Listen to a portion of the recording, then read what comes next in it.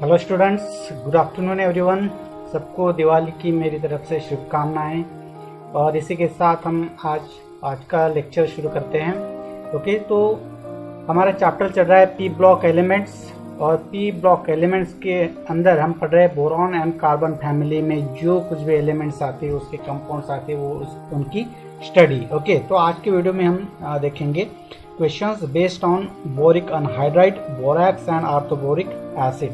Okay, तो इसके ऊपर के जो क्वेश्चंस है, कुछ क्वेश्चंस एग्जाम के पॉइंट ऑफ व्यू से आपको पूछे जाएंगे। तो कुछ क्वेश्चंस आज हम कराएंगे, ठीक है, कुछ क्वेश्चन सॉल्व करेंगे। तो पिछले वीडियो में हमने क्या देखा था, बोरिक एसिड की प्रिपरेशंस, उसकी फिजिकल प्रॉपर्टीज, उसकी केमिकल प्रॉपर्टीज के बारे में हमने स्टडी की थी। उसके पहले हमने बोरैक्स के बारे में भी स्टडी की थी। उसके पहले हमने बोरॉक्स ट्राइऑक्साइड के बारे में भी स्टडी की हुई है।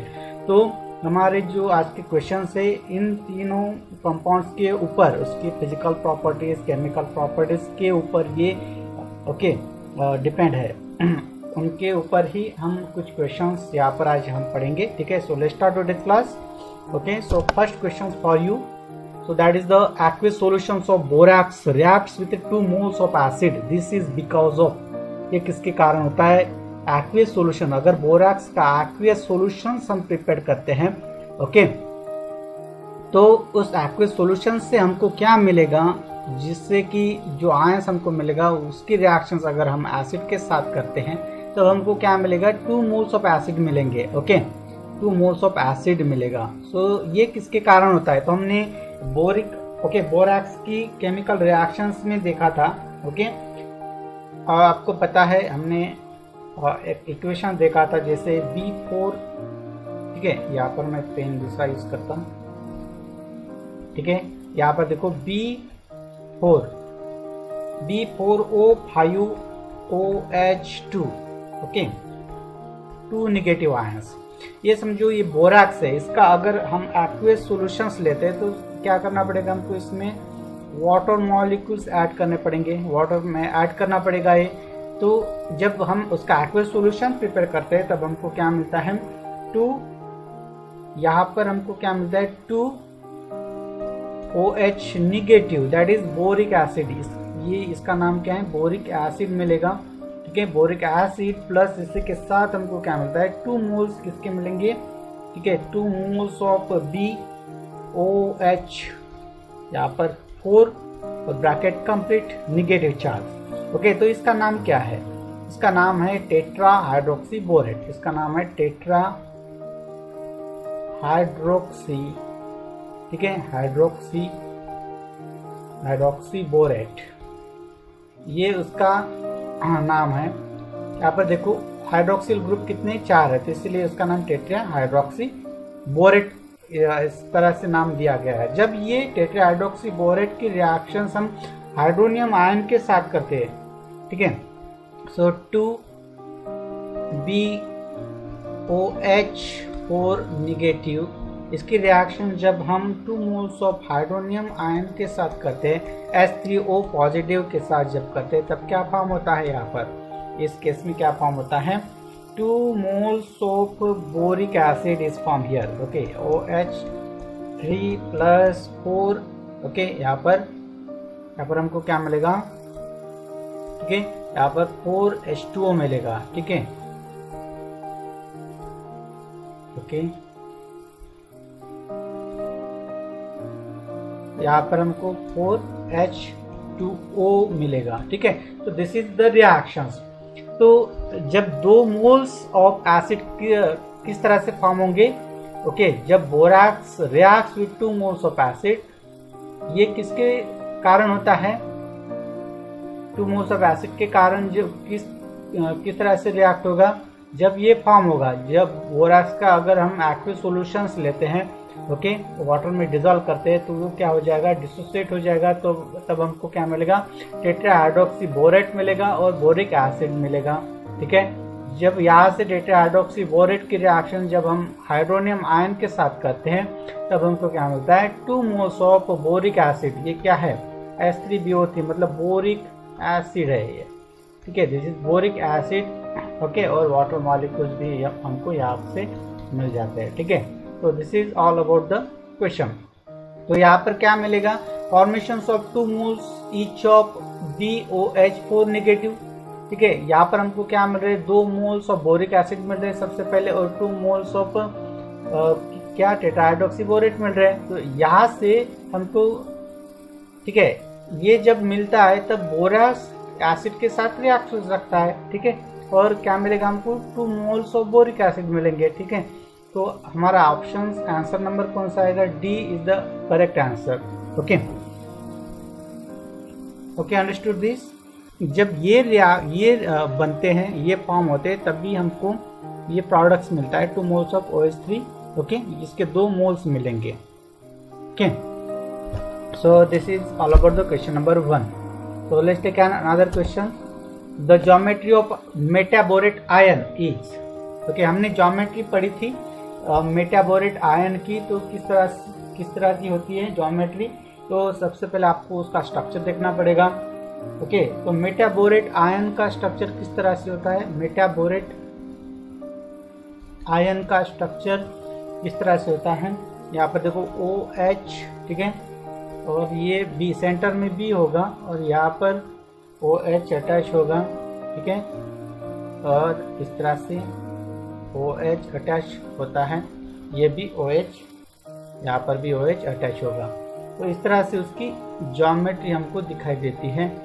तो ये कौन सी ज्योमेट्री है, इस ज्योमेट्री को हम क्या बोलेंगे, टेट्राहेड्रल। इस ज्योमेट्री को क्या बोलते हैं हम, tetrahedral geometry. Okay, so what is the geometry of metaboron? So its geometry is tetrahedral, so option number D is the correct answer. Okay, then उसके बाद next question, orthoboric acid. Orthoboric acid क्या करता है, orthoboric acid donate proton to form H2BO3 negative ions, या accept proton to form H4BO3 positive ions, या donate OH negative to form H2BO2 plus ions, या accept OH negative to form B2OH4 negative ions. क्या form करेगा, क्या form करता है यहाँ से। तो आपको पता है, सबसे पहले आर्थोबोरिक एसिड का स्ट्रक्चर आपको पता होना चाहिए। ठीक है, तो आर्थोबोरिक एसिड का स्ट्रक्चर क्या है। ओके, तो H3 आर्थोबोरिक 4H3BO3 ये उसका स्ट्रक्चर है। ठीक है, तो ये क्या करता है आपको पता है, इट इज ये क्या करता है, it's acts as a Lewis acid. ये लेविज एसिड करके एक्ट होता है, लेविज एसिड करके एक्ट होता है। ओके, आपको ये पता है कि जो बोरिक एसिड है ये कैसे है, लेविज एसिड है। ओके, मतलब क्या, लेविज एसिड का मतलब क्या होता है कि वो lone pairs of electrons accept कर सकती है। Okay, it accept lone pairs of electrons. Okay, तो कब फॉर्म करेगी, कब lone pairs of electrons acquire करेगी, एक्सेप्ट करेगी। ओके, कब एक्सेप्ट करेगी, क्योंकि जब उसको कुछ डोनेट करने वाला, इलेक्ट्रॉन्स डोनेट करने वाला जो स्पेसीज है वो अगर डोनेट करती है इलेक्ट्रॉन्स, तो वो एक्सेप्ट करेगी।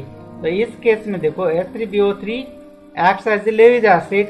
ओके, एंड एक्सेप्ट, एंड ये क्या एक्सेप्ट करता है, OH नेगेटिव आयंस एक्सेप्ट करता है। ठीक है, ओके, जब ये acid OH negative ion accept करता है तब हमको कौन सा आयन मिलता है। ओके, यहाँ पर देखो रिएक्शंस किस तरह से होगी, H3BO3। ओके, ये क्या करेगा, OH नेगेटिव आयंस एक्सेप्ट करेगा, तब हमको क्या मिलता है, B। यहाँ पर OH4, यहाँ पर निगेटिव चार्ज आ जाएगा उसके ऊपर, क्योंकि उसने एक्सेप्ट किया है इलेक्ट्रॉन। ओके, तो ये एसिड होने की वजह से OH नेगेटिव आयंस की तरफ अट्रैक्ट होगा, मतलब इलेक्ट्रॉन डेफिशिएंट होती है, ये इलेक्ट्रॉन डेफिशिएंट होती है, तो उसको इलेक्ट्रॉन्स की जरूरत है, तो वो एक्सेप्ट करेगा इलेक्ट्रॉन्स। तो हमको क्या मिलेगा, टेट्राहाइड्रोक्सीबोरेट मिलेगा। ओके, टेट्राहाइड्रोक्सीबोरेट अनायन मिलेगा, टेट्राहाइड्रोक्सीबोरेट अनायन। ठीक है, अनायन इज फॉर्म। ठीक है, तो इस केस में हमको ऑप्शन नंबर कौन सा बराबर है, डोनेट तो नहीं करेगा वो, accept proton to form, proton accept नहीं कर सकता। ठीक है, एक ही प्रोटॉन एक्सेप्ट करेगा क्या, नहीं, उसको पेयर्स ऑफ इलेक्ट्रॉन्स वो एक्सेप्ट करता है। ठीक है, पेयर्स ऑफ इलेक्ट्रॉन्स एक्सेप्ट करता है, तो OH के पास पेयर्स ऑफ इलेक्ट्रॉन्स होते हैं। ठीक है, ऑक्सीजन के 2 इलेक्ट्रॉन्स। ठीक है, तो वो क्या करेंगे, पेयर्स ऑफ इलेक्ट्रॉन्स एक्सेप्ट करेंगे, डोनेट तो नहीं करेगा, ठीक है। तो ये आपका answer D is the correct answer. Okay, तो दिस इज क्वेश्चन नंबर 3। उसके बाद हम देखेंगे नेक्स्ट क्वेश्चन। तो H3BO3 can not be titrated satisfactorily with NaOH। Okay, जो बोरिक एसिड है, ये boric acid can not be titrated satisfactorily with NaOH। NaOH के साथ सैटिस्फैक्टरली टाइट्रेट नहीं हो सकती। क्यों नहीं हो सकती? क्यों नहीं हो सकती? क्योंकि H3BO3 acts as a weak acid. ये किस तरह का एसिड होता है? It is a weak acid. Okay, it is a weak acid. Okay, और वीक एसिड होने की वजह से जब वो टाइट्रेशन करते हैं, okay, during titration with strong base, ये NaOH कैसा है? स्ट्रॉन्ग बेस है। Okay, it is a strong base. It is a strong base. Why it is called as a strong base? Because it dissociate when we dissolve it in aqueous solution, then it dissociate completely to form OH negative ions. Okay, that's why we called it as a strong base. Okay, और ये H3BO3 weak acid है क्योंकि वो H positive ions इतने easily aqueous solution अगर हम बनाते हैं उसका तो easily वो dissociate नहीं होता है, ठीक है। होता है लेकिन पार्टली होता है, ठीक है। तो इसको हम क्या बोलते हैं? वीक एसिड बोलते हैं। ओके, तो वीक एसिड का जब हम स्ट्रॉन्ग बेस के साथ टाइट्रेशन करते हैं, ओके, देन यहाँ पर हमने पढ़ा था, ओके, हमने पढ़ा था कि वाटर में, ओके, यहाँ पर जो टाइट्रेशन जो करते हैं हम, तो टाइट्रेशन में वो शार्प एंड पॉइंट नहीं शो करता है, ठीक है। क्योंकि हमने देखा जब एसिड की रिएक्शन हम बेस के साथ करते हैं तो एक particular strong sharp and point show करता है। ओके, जैसे हमने अगर HCl की टाइट्रेशन किया है NaOH के साथ, ओके, यहाँ पर अगर हम फेनोल्फथालीन इंडिकेटर डालते हैं, जब हम NaOH ऐड करते जाते हैं तब एक पर्टिकुलर पॉइंट पर हमको एक शार्प एंड पॉइंट मिलता है, ठीक है, पिंक कलर आने लगता है। वैसे ही अगर वीक एसिड H3BO3 में अगर NaOH हम डालते हैं तो उसका शार्प एंड पॉइंट्स नहीं मिलता है। ओके, शार्प एंड पॉइंट्स हमको नहीं मिलता है। जब हम उसमें मनीटॉल या ग्लिसरॉल या शुगर ऐड करते हैं उसमें, तब हमको एंड पॉइंट मिलता है। ओके, तो इसी के चलते ये जो टाइट्रेशन होता है H3BO3 can not be titrated satisfactorily with the NaOH। Okay, अगर हमको सैटिस्फैक्टरली टाइट्रेट करना है तो उसमें ग्लिसरॉल, मनीटॉल या शुगर उसमें ऐड करना पड़ेगा, ठीक है। तो ये होता है। ओके, अब हम पढ़ेंगे fourth compound of boron, that is the boron trihalides के बारे में, ठीक है। तो बोरॉन की प्रिपरेशन किस तरह से की जाती है? तो boron combines with halogen and form the halides of type PX3। इस तरह का कंपाउंड हमको मिलता है। यहाँ पर X का मतलब क्या होता है? फ्लोरीन, क्लोरीन, ब्रोमीन, आयोडीन होता है, ठीक है। सो बोरॉन की रिएक्शन जब फ्लोरीन के साथ होती है तो बोरॉन ट्राइक्लोराइड फॉर्म होता है। बोरॉन की रिएक्शन जब क्लोरीन के साथ होती है तो बोरॉन ट्राइक्लोराइड फॉर्म होता है। सो इस तरह से कंपाउंड्स हमको मिलेंगे। तो इसकी प्रिपरेशन देख लेते किस तरह से होती है, ठीक है। तो प्रिपरेशन में देखो, एक्सेप्ट BF3 को छोड़ के other trihalides can be prepared. Okay, trihalides हम प्रिपेयर कर सकते हैं by the treatment of halogen. Halogen के ट्रीटमेंट्स किसके ऊपर करते हैं? B2O3 के, ओके, मिक्सचर के साथ करते हैं एंड कार्बन, और तीसरा जो कंपाउंड एटम्स है कार्बन के साथ इसको मिक्स करते हैं एट हायर टेम्परेचर। तब हमको क्या मिलता है? बोरॉन ट्राइहैलाइड मिलता है, ठीक है, बोरॉन ट्राइहैलाइड्स मिलता है, ठीक है। यहाँ पर B2O3 की रिएक्शन, ओके, B2O3 की रिएक्शन 3 कार्बन एटम के साथ करते हैं और यहाँ पर 3X2 मतलब क्लोरीन या फ्लोरीन या ब्रोमीन, यहाँ पर हम कुछ भी ले सकते हैं, ठीक है। Cl2 भी ले सकते हैं, Br2 भी ले सकते हैं और आयोडीन भी ले सकते हैं, ठीक है। इसके साथ हम जब रिएक्शन करते हैं तब हमको यहाँ पर टेम्परेचर अप्लाई करते हैं हम, ठीक है, higher temperature is applied here. Okay, so then there is a formation of boron trihalide. यहाँ पर बोरॉन ट्राइहैलाइड फॉर्म होता है, उसी के साथ यहाँ पर 3 मोल्स ऑफ कार्बन मोनोऑक्साइड भी मिलते हैं, ठीक है। Understood this preparations? Then next preparation, BF3 may be obtained by heating CaF2. Okay, CaF2 के साथ इसकी हीटिंग जब हम करते हैं किसकी, okay, with concentrated sulphuric acid, किसके साथ? कॉन्सेंट्रेटेड सल्फ्यूरिक एसिड के साथ जब हम CaF2 की हीटिंग करते हैं एंड बोरिक अनहाइड्राइड के साथ जब इसकी हीटिंग करते हैं, बोरिक अनहाइड्राइड का मतलब आपको पता है B2O3 होता है, ठीक है, B2O3, इसके साथ जब हम इसको रिएक्ट करते हैं तब हमको क्या मिलता है? BF3 मिलता है, ठीक है। तो कैल्शियम क्लोराइड और बोरिक अनहाइड्राइड, ओके, ये इसको हम बोरॉन ट्राइऑक्साइड भी बोलते हैं, ठीक है। और इसके रिएक्शन इसके साथ यहाँ पर H2SO4 भी ऐड करते हैं, तब हमको क्या मिलता है? हीटिंग करते हैं, उसमें हीट प्रोवाइड करते हैं यहाँ पर, ठीक है, तब हमको क्या मिलता है? BF3 मिलता है, कैल्शियम सल्फेट मिलता है और वाटर मॉलिक्यूल्स मिलता है, ठीक है। तो इस तरीके से भी हम क्या कर सकते हैं? BF3 को प्रिपेयर कर सकते हैं। इसको हम क्या बोलेंगे? Boron trifluoride, okay, boron trifluoride, boron trifluoride is form here, trifluoride, okay. So आपको ये ध्यान में रखना है कि कौन कौन से कंपाउंड्स यहाँ पर यूज होते हैं। जब हम क्लोरीन ब्रोमीन आयोडाइड के साथ इसकी रिएक्शन करते हैं तब हमको बोरॉन अनहाइड्राइड के साथ कार्बन भी यूज करते हैं, ओके। और जब हमको बोरॉन ट्राइफ्लोराइड प्रिपेयर करना होता है तब हम क्या यूज करते हैं? कैल्शियम क्लोराइड यूज करते हैं, ओके। और इसके साथ बोरिक अनहाइड्राइड और H2SO4 के साथ इसकी रिएक्शन करते हैं तब हमको क्या मिलता है? BF3 calcium sulphate plus thrice H2 molecules मिलता है, ठीक है। फिर उसके बाद हम थर्ड प्रिपरेशन देखेंगे। Boron trihalides are also obtained by direct combinations of boron, okay, direct combination कर सकते हैं हम बोरॉन एंड हैलोजेंस का, ठीक है। तो इस तरीके से 2 atoms of boron when reacts with 3 molecules of halogen atoms, okay, halogen atoms.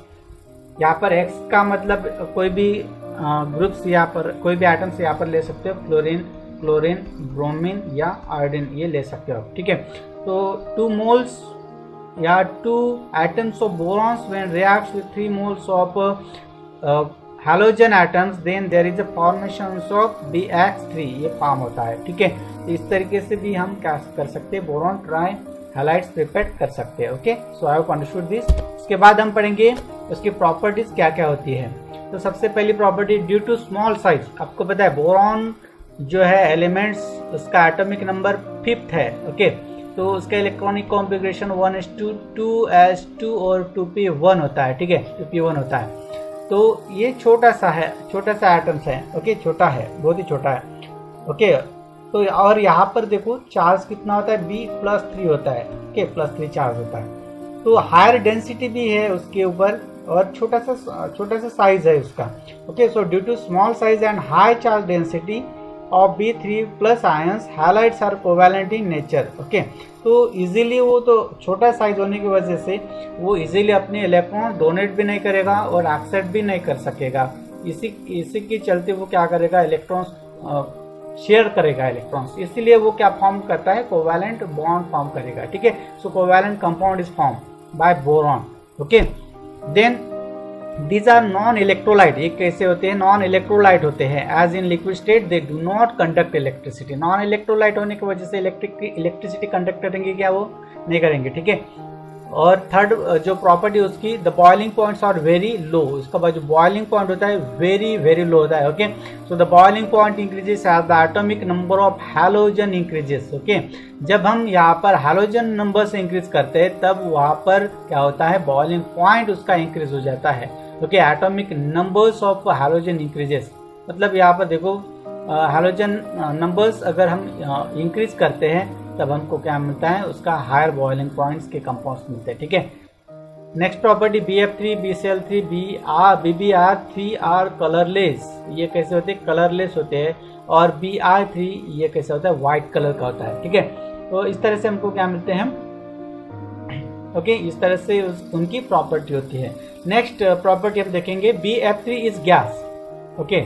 ये भी ध्यान में रखना है आपको, BF3 कैसे होती है? गैस होती है, ठीक है। BCl3 का बॉइलिंग पॉइंट कितना होता है? 13 डिग्री सेल्सियस इतना होता है। BBr3 का बॉइलिंग पॉइंट 90 डिग्री सेल्सियस होता है, ठीक है। और फ्यूमिंग लिक्विड्स, ये जो है BCl3 एंड BBr3 ये कैसे होते हैं? फ्यूमिंग लिक्विड्स का मतलब आपको पता है जहाँ से फ्यूम्स निकलती रहती है, ओके। ब्रोमीन आपने देखा होगा, बोरॉन ट्राइब्रोमाइड, ओके। तो यहाँ पर इसका अगर आप सॉल्यूशन देखते हो तो वहां से फ्यूमिंग कंटिन्यूसली निकल रही होती है, और यहाँ से येलो कलर की फ्यूमिंग निकलती है और यहाँ से ब्राउन कलर की फ्यूमिंग निकलती है। तो ये लिक्विड फॉर्म में होता है, ठीक है। वाइल Bi3 उसका मेल्टिंग पॉइंट 310 डिग्री सेल्सियस है, इज अ फ्यूजिबल सॉलिड। ये कैसा होता है? फ्यूजिबल सॉलिड होता है। Okay, so I hope understood this properties. Then उसके बाद हम पढ़ेंगे next property, the trihalides are electron deficient compound. Okay, trihalides कैसे होते हैं? इलेक्ट्रॉन डेफिशिएंट कंपाउंड होते हैं, उसको इलेक्ट्रॉन्स की जरूरत होती है। आपको पता है Bf3, ओके, बी के आउटर मोस्ट शेल में कितने इलेक्ट्रॉन्स है? 3 इलेक्ट्रॉन्स है। ओके, 3 इलेक्ट्रॉन्स है। तो ये कितने बॉन्ड फॉर्म कर सकता है? ये 1 बॉन्ड, 2 बॉन्ड, 3 बॉन्ड फॉर्म कर सकता है। किसके साथ फॉर्म करता है? सपोज हमने यहाँ पर फ्लोरीन लिया है, फ्लोरीन, ओके, यहाँ पर भी फ्लोरीन लिया है, ठीक है। फ्लोरीन का एक एटम, इसका एक एटम और इसका एक एटम, तो यहाँ पर 3 इलेक्ट्रॉन तो हो गए। अब कितना बचा? ओके, इसका ऑक्टेट कंप्लीट होने के लिए उसको 2 इलेक्ट्रॉन्स की जरूरत है। ओके, तो इलेक्ट्रॉन डेफिशिएंट है। बोरॉन कैसे? इलेक्ट्रॉन डेफिशिएंट है, उसको 2 इलेक्ट्रॉन्स की जरूरत है। ओके, सो बोरॉन एटम्स एक्वायर 6 इलेक्ट्रॉन्स, उसके पास 6 इलेक्ट्रॉन्स होते हैं। ओके, ये इसको छोड़ के, ओके, इसके पास कितने इलेक्ट्रॉन्स होते हैं? 6 इलेक्ट्रॉन्स होते हैं, ठीक है। And account of 3bx bond, ये 3bx बॉन्ड भी फॉर्म करता है। ओके, और उसका ऑक्टेट अगर उसको कंप्लीट करना है तो उसको 2 इलेक्ट्रॉन्स की और जरूरत पड़ेगी, तो वो 2 इलेक्ट्रॉन्स पेयर से एक्सेप्ट करता है। इसके कारण वो कैसा होता है कि लेविज एसिड कहलाते हैं हम इसको, क्योंकि वो lone pairs of electrons accept करता है। ओके, इसलिए हम इसको क्या बोलते हैं? लेविज एसिड बोलते हैं।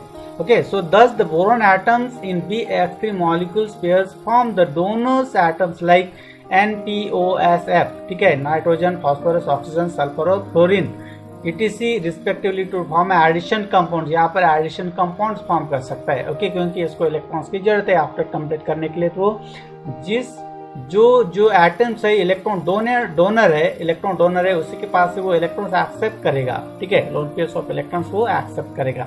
वो नाइट्रोजन के साथ कंबाइन होता है, ओके, तब वो एडिशन प्रोडक्ट भी फॉर्म कर सकता है। जैसे यहाँ पर देखो, डोनर कौन है? नाइट्रोजन है, तो नाइट्रोजन यहाँ पर S3 के साथ कंबाइन होता है और इसके पास एक लोन पेयर्स ऑफ इलेक्ट्रॉन्स होते हैं। वो lone pairs of electron Bf3 क्या करेगा?